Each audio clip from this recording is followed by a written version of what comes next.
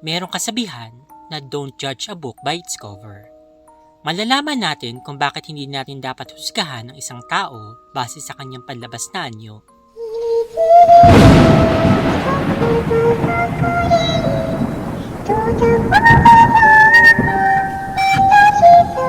Hello Spooky Dolls! Good evening! Before anything else, gusto ko sanang batiin lahat ng mga OFW at mga Filipino immigrants, pati na rin po yung mga Pinoy na tulad ko hindi po sa Pilipinas, at yung mga taga-ibang dimensyon na taga-ibang mundo na tumatangkilik at sumusuporta sa kwentong aswang at kababalaghan. I hope that you're all doing well. Okay, wag na po natin patagalin. Atin na pong basahin ang ating kwento para sa gabing ito. Meron kaming kakilala noon. Tawagin na lang natin siya sa pangalang Mang Sonny. Siya ay palaging nasa kalsada at namamalimos. Puti ang buhok, pati balbas at bigote. Napakamadungis. Sira-sira ang kanyang damit. Laging nakalahad ang mga kamay sa mga dumadaan. Pulubi kumbaga. Tapos, hirap din siyang maglakad kasi meron siyang sugat sa paa na binalutan niya lang na kung ano-anong tela kaya masyadong kumapal. Sabi ni Mama, namamagana daw yun sa kanila langaw. Hindi na daw maganda yung amoy. Minsan, nakita namin si Mang Sonny habang pauwi kami ni Mama mula sa palengke. Sinabihan siya ni Mama kasi nilimusan niya yun na magpatingin muna maski sa center kasi nga maitim na yung paa niya. Tapos nakaumbok pa. Paika-ika na siya kung maglakad. Minsan nakikita namin nakaupo na lang siya sa kalsada na dumadaing ng sobrang sakit daw ng kanyang paa. Naku, takot ako sa injection, sabi ni Mang Sonny matapos magpasalamat sa bariyang binigay ni Mama.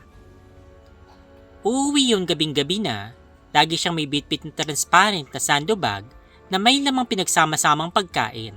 Saka plastic na siguradong mga kalakal na plastic ang laman. Minsan, nakita kong may french fries, burger, at kung ano pa, katulad ng kanin at ulam na sama-sama na. Sobrang liit lang ng inuupahan niya. Sakto lang upang makahiga siya.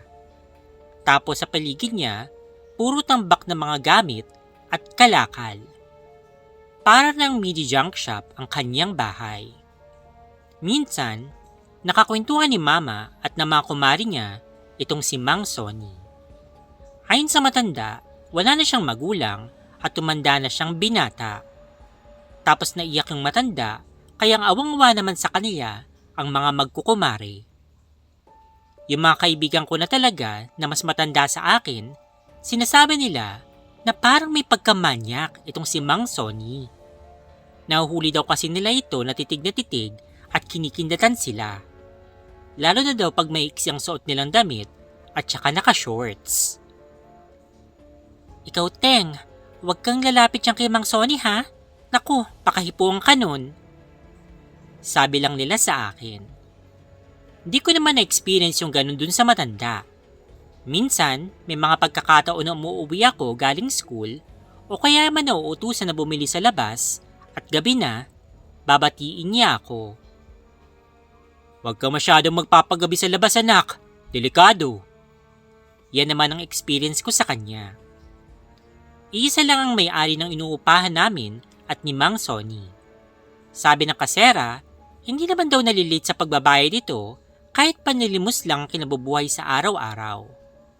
On time siya magbayad sa bahay, pati na sa ilaw. Sa tubig, hindi naman siya nagbabayad kasi parang hindi naman siya gumagamit. Saka, lagi naman siyang wala sa bahay niya. Madalas namin siyang nakikita na natutulog sa ilalim ng poste sa tricycle. Minsan pinagalitan nga siya ng isa naming kapitbahay na tindero ng saging. Kasi minsan, natulog daw sa kariton niya itong si Mang Sonny. Umiiyak yung matanda. Lumuluhod pa na humihingi ng tawad, kaya yung ibang nakakakilala sa kanya, kinausap na lang yung magsasaging na wag nang patulan. Parang kaawaan na lang daw, ganun. Basta sa araw-araw na ginawa ni Lord, laging nandun lang si Mang Sonny. Parte na siya ng mga memories namin. Isang araw, yung kakilala ni Mama na namamasada ng tricycle, Binalita sa lugar namin na isinakay daw ang matanda sa isang itim na van. Dumating ang gabi, lahat ng taong nakabang sa oras na dumarating siya sa bahay niya. Ang kaso, hindi na siya umuwi. Ilang araw ang lumipas, hindi na namin siya nakita. Ang hula ng ilan, tinukot ng mga sindikato. Baka siya itatanggalan ng mga organs pa upang maibenta. Yung iba naman ang sabi, dahil nga matanda na, baka kinuha naman ng NGO, yung mga nangangalaga sa mga senior at saka may mga kapansanan. Maraming mga haka-haka. Hanggang isang gabi, umuwi din si Mang Sonny. Ang unang nakakita sa kanya ay yung mga tumatambay sa tapat ng pintuan niya. Kinabukasan, ang daming naka-standby sa bahay niya. Kinukumusta siya, pati nanay ko, nakichismis na din. Nagkakape kasi siya sa may pintuan niya. Ayon sa kanya, nasagi daw siya nung van, kaya sinakay daw siya nito at dapat ay papunta sila ng ospital, pero sabi nga niya, takot siya sa injection. Binigyan na lamang daw siya ng kaunting pera at pinababa sa sasakyan. Naglakad na lang ako kasi ayaw kong pasakayin ng mga sasakyan dahil sa itsura ko. Kwento ni Mang Sonny. Pagka-uwi ni Mama, pulang-pula yung mga mata niya. Naawa daw kasi siya dun sa matanda. Ako nakikinig naman sa may pintuan namin. Kunwari naglalaro lang ako ng hulen. Pati ibang mga kapitbahay namin, awang-awa din, kaya binigay siya nito ng mga pagkain, pati na rin vitamins. Balik na ulit sa dating lahat. Paggala-gala na naman si Mang Sonny.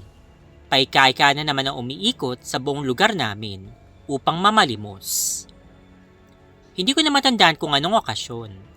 Basta ng araw na yon, maraming tao sa labas at bawat bahay may handaan at inuman. Dapat nga magluluto si Mama, pero dahil nga okasyon, maraming nagbigay ng ulam sa amin. Si Papa dumayo ng inom, kaya nung gabi, tulog siya. Lumabas kami para mamasyal ng mga kumari ni Mama. Nung pauwi na kami, sobrang tahimik na at yung mga nagiinuman, mga wala na. Yung iba parang may pinagtataguan. Lahat sila nakatingin sa isang direksyon. Dun sa bungad ng iskinita, sa tapat ng pintuan ni Mang Sonny. May grupo ng mga binata na umaawat sa amin na lumapit ng husto. Nagtatago sila sa tindahan na open yung harapan. Huwag kayong lumapit! Yung magkakapatid na Ignacio, pinagtitripan yung bahay ng Mang Sonny. Baka madamay pa kayo. Ang sabi ng mga binata. Nabangga daw kasi ni Mang Sonny yung isa sa magkakapatid. Mga lasing na nga, kaya sinundan nila yung matanda at pinagmumura. Kaya ganun hanggang sa nagkulong na lang yung matanda dun sa kanyang bahay. Ang magkakapatid na Ignacio ay kilalang nagbebenta ng droga sa aming lugar. Mahilig magtripito kung kani-kanino. Kapag pumalag ka, kukuyugin ka nila. Never silang nakipag-away na mag-isa. Lagi silang magkakasama. Dahil nga sa medyo malapit kami, nakikita namin paano balyahin ng tatlong lalaki yung pintuan ni Mang Sonny. Tinatadyakan nila isa-isa. Unti-unting nasisira yung pinto. Nabubutas na. Yung ibang kalalakihan, sinasabihan sila na pagpasensyahan na lang yung matanda, pero hindi talaga sila nakikinig. Pinagmumura lang sila at hinahamon ng tatlo. Hanggang sa nabuksan na nga nila yung pinto. Walang ilaw, kaya alanganin na pumasok yung tatlo. Pero yung isa, sinipa ng todo yung pinto pagkatapos lumayo ng kaunti. Yan ang pinakamalapit na words na tunog na narinig ko. Kanya-kanyang takbuhan yung mga tao. Kami ni Mama, nakitakbo na rin. Yung dalawa kong kapatid, binuhat ng mga binatang kausap ni Mama kanina. Diyos ko po! Ang Papa Muteng nasa bahay pa! Nakita ko umiyak si Mama at napaiyak na rin ako. Si Papa nga pala. Habang tumatakbo kami, may mabilis pang tumakbo sa amin. Nauuna yung dalawang lalaki na may hawak na tig-isang itak tapos sinusundan ni Mang Sonny. Hindi napilay si Mang Sonny. May hawak na siyang baril. pinapalayo niya yung mga tao. Sa takot ng nanay ko, akalain mong nabuhat niya ako, mataba na ako sa edad kong yun. Magsitabi kayo! Yung mga anak ninyo! Sigaw ni Mang Sonny. Nagsigawan yung mga nanay, kanya-kanyang dampot ng mga anak para maipasok sa mga bahay nila. Yung isang lalaki naman, nagtangkapang dumukot ng bata sa kalsada at buti na lang nahawakan kaagad ng nanay at nakipaghilahan. Sa takot na maabutan ni Mang Sonny, bumitaw din ito at tumakbo ulit. Kitang-kita namin yung habang nagmamakaawa sa mga bahay para papasukin kami. Ako, si Mama, kasama ng mga binatang may buhat sa mga kapatid ko, pinapasok kami sa bahay na kinatok namin. Lahat kami nakadapa dun sa sahig. Yung lalaki na may-ari ng bahay, pasilip-silip dun sa bintana niya. Sinasabi niya sa amin kung anong nangyayari. Umiyak lang naman kami ni Mama kasi may ilang putok pa ng baril kaming narinig, tapos hindi namin kasama yung papa ko. Yung bisis naman na may-ari ng bahay, pinapalis na sa bintana yung asawa niya, baka daw kasi matamaan pa ito. Ang tagal na ningintay namin bago kami nakarinig ng wangwang ng mga pulis. Saka lang kami lumabas nang sabihin ni kuyang may-ari ng bahay na nahuli na yung dalawang lalaki. Patay yung isa, puro dibdib yung tama. Mga wanted pala yan sa probinsya. Mga tulak na, rapist pa. Ilan lang yan sa narinig namin habang naglalakad na kami pauwi sa aming bahay. Gusto na namin makita si Papa kaso hindi kami makapasok dun sa iskinita. May puting tela at may mga nakapalibot na mga pulis doon. Si Papa nakita naman namin nakaabang at sumenyas na okay lang siya. Sa likod namin may nag-excuse. Lalaking matangkad, semi-kalbo, at walang mabalbas o bigote. Kinakausap na lalaki si Mama pero si Mama sa gulat siguro hindi siya makapagsalita. Ako lang yung nakatitig sa paa niya na namamaga at may balot. Mang Sonny? Tanong ni Mama. Tatawa-tawa yung lalaki. Napatingala ako. Nakita kong tinatapik niya si Mama sa balikat. Sunod sa akin naman tumitig si Mang Sonny. Nakangiti ito. Kaya kitang-kita ko yung puti ng ngipin niya. Kinindatan niya ako, sabay gulo sa aking buhok. Aral ng mabuti, Teng, ha? Mag-iingat ka palagi. Simula noon, umalis na si Mang Sonny sa inuupahan niya at never na siyang nagpakita pa kahit kailan. Atin na pong basahin yung second story natin para sa video na ito. Itago na lamang ninyo ko sa pangalang Sergeant Samuel ng 1st Counter Ranger Regiment. Hindi ko na po ididetalye pa ang buong unit ko para na rin sa aking seguridad. Taong 2018 ng aming company ay muling naipadala sa Basilan galing sa pakikidagma sa mga Marawi. Halos sariwa pa sa tropa ang karanasan namin sa Marawi. Subalit na-assign muli kami sa isa na naman delikadong misyon. Bilang musang, hindi kami nagdalawang isip na tanggapin ang nasabing assignment na destinong aming company sa isang delikadong misyon. Libong buwang kaming nasa bundok. May mga araw na may putukan, minsan naman ay tahimik. Walang babaan. Pa-request na lang ng helicopter pag naubusan ng supply sa bundok. Isang araw, may tawag mula sa taas na kami ay pull out na. High moral ang tropa dahil sa wakas, makakababa na rin kami. Sa kasagsagan ng aming pagbagtas pababa ng bundok, kung hindi ako nagkakamali, ang oras na yon ay 9 o'clock ng gabi. Tanging buwan at night vision goggles lamang ang nagsisilbing gabay namin. Bawal kami magsindi ng kahit anong klaseng ilaw dahil baka makita ng mga kalaban.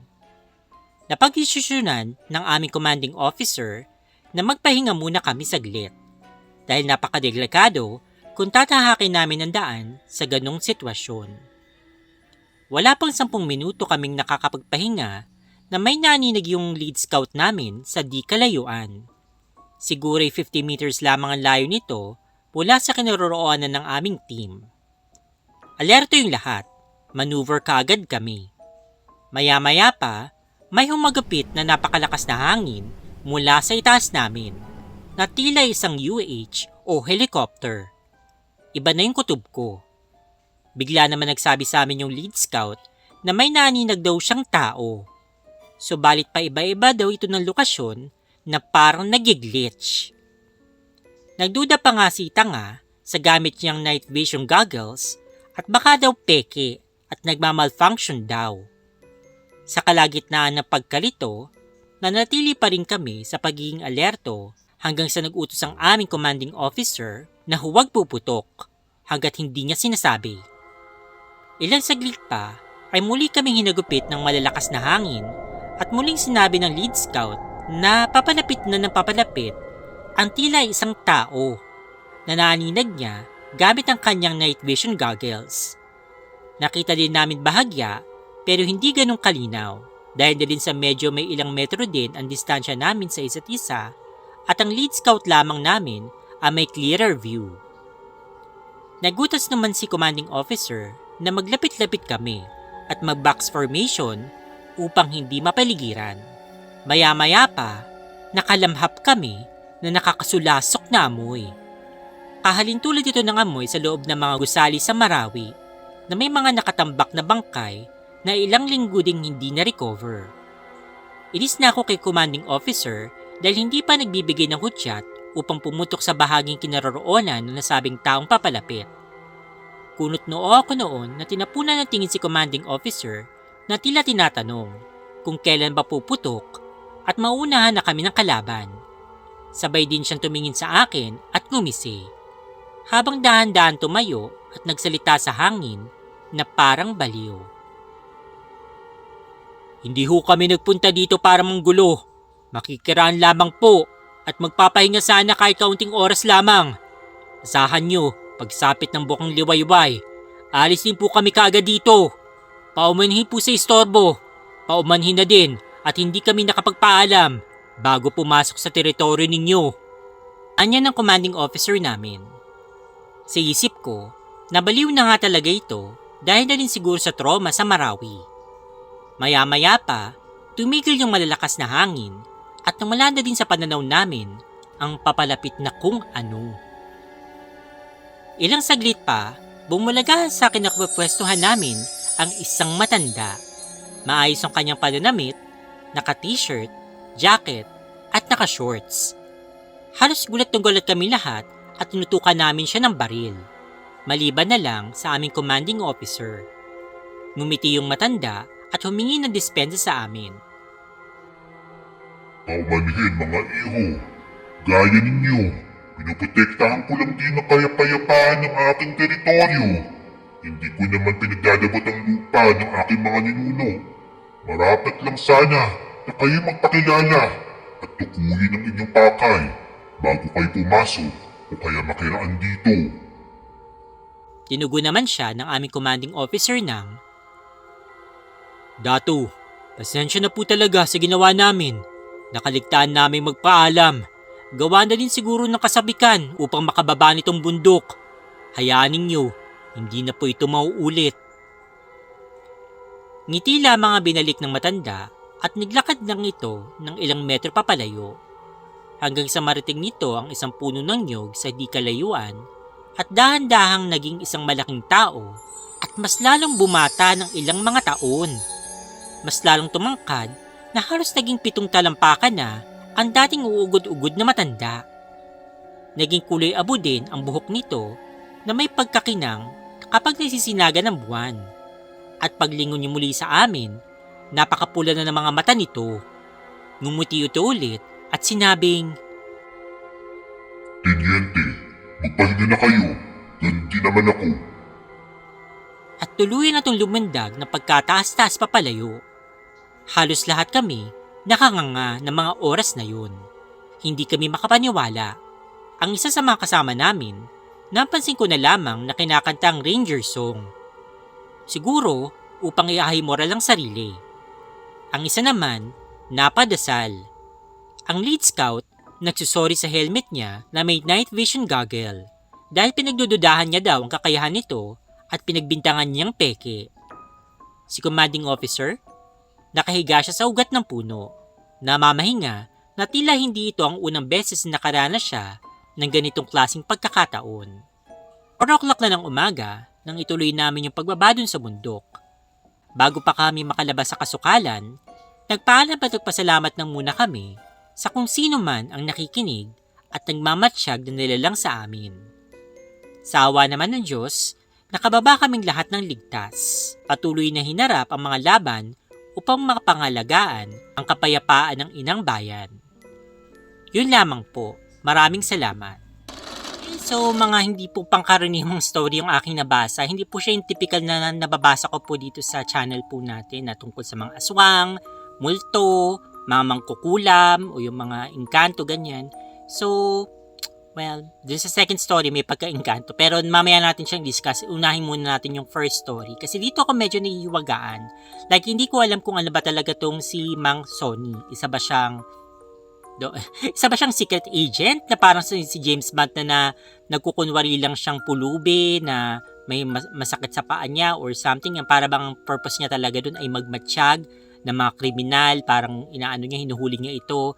Parang kinukuha niya lang. Para syempre, di ba, sino bang mag-aakala na ang pulubi, akala nilang matanda na uugod-good may kapansanan, ay isa pa lang di ba? Yung parang secret agent pala. So, hindi ko alam kung may secret agent pa dito sa Pilipinas, kung may ganun pa tayong capability. Kasi alam ko sa Amerika meron. Yung mga, ewan ko kung totoo, yung mga napapanood natin sa pelikula, ganyan. Syempre yung sa, parang si James Bond nga sa 007, yung sa England, ganyan. Pero hindi natin alam kung meron dito sa Pilipinas, kung meron pa tayong capability ng mga ganyan, yung mga secret agent na yan. Pero, ayun, hindi ko nga rin alam kung ano kababalagan dito. Parang Pero siguro kababalagan na hindi nila alam kung ano yung tunay na pagkatao nito ni Mang Sonny. Kaya sabi ko nga, don't judge a book by its cover. Kasi mali mo pala, nagpapanggap lang pala yan na kung bibigyan natin ng parang kababalagan, mali mo si isa nga yung engkanto na parang fairy godmother ang dating na kapag tinulungan mo, isang pulubi, ganyan, na bibigyan ka ng ng wish, ganyan, gagrant yung wish mo. Or sabi nga daw nila, mag-ingat-ingat ka sa pakikiharap mo sa isang pulubi. Okay? Kasi baka daw ito'y si God in disguise na sinusukat yung iyong kabutihan, and then kapag dumating yung panahon na mamatay ka, yun, alam na alam niya kasi siya yung mismo yung inapi mo, ganyan. Na hindi mo siya tinulungan nung time na tinitest ka niya kung kumusta yung iyong pagiging makatao. Doon naman sa second story. Now, I think lahat naman tayo aware na dapat mag-ingat-ingat tayo na kapag napupunta tayo sa mga bundok, yung mga liblib na lugar, lalo na yung mga parang mga hindi masyadong dayuhin na mga ilog, ganyan, yung mga bodies of water. Kasi nga, kapag mga ganyan, usually doon naninirahan yung mga engkanto, mga laman lupa, and all. Teritoryo nila yon, hindi natin yung teritoryo. So, mag-ingat-ingat tayo. So, parang katulad lang din na may bumisita sa bahay ninyo. Siguro naman kahit sino magagalit kapag binastos yung bahay mo na nagkalat, nagdumi, tapos ang ingay-ingay, ganyan. Diba? Inimbitahan mo na nga parang wala man lang respeto. So, ganun din sa kanila. Bahay nila yon.